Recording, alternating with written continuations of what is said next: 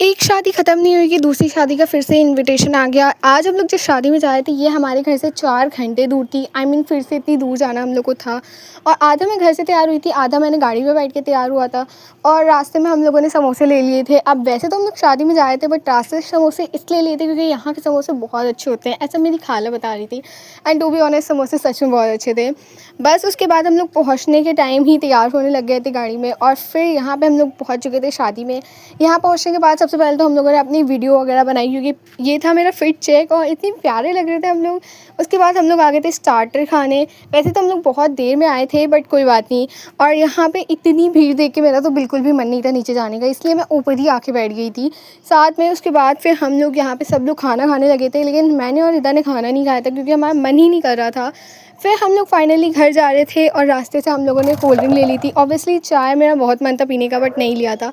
उसके बाद फाइनली हम लोग 4 बजे घर पहुँचते हैं। या दैट्स इट, बाय।